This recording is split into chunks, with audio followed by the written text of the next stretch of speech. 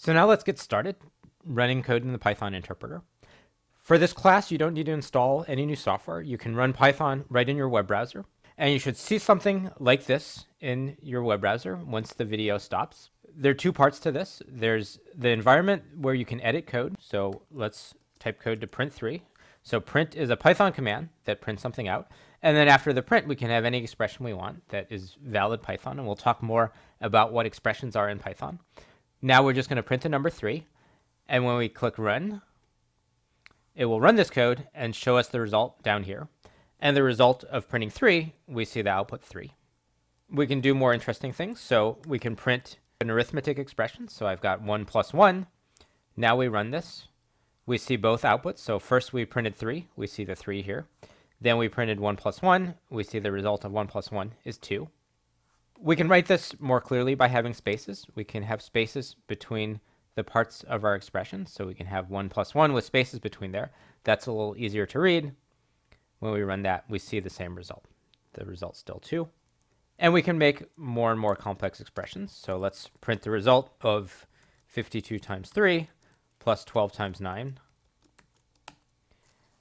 This will print out the result of multiplying 52 times 3 and adding that to multiplying 12 times 9. And we get 264. You can check that yourself to see that Python got the right answer. We can use parentheses to group expressions. So if we use parentheses, we can do what we did before, but putting parentheses around grouping the multiplications and grouping the other multiplication. When we run this, we see the same result. Without the parentheses, that means the same thing as we had when we add the parentheses like this. If we put the parentheses in different places, it means something different. Now what it means is 52 times the result of adding 3 plus 12, which is 15 times 9. And so we get the result 7020. So we can combine any expressions that we want like this.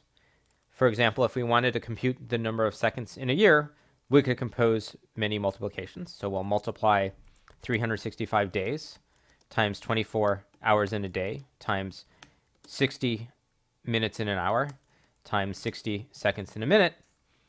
We can do all those multiplications together and we get this result, which is about 31.5 million seconds in a year. So now it's time for your first programming quiz.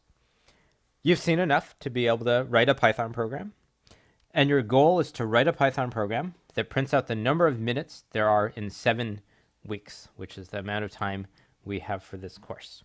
You'll do that by entering your code in here, and then you can try different things. You can try running the code, see the result, and then when you've got an answer, you can click to submit that answer and see if it's correct.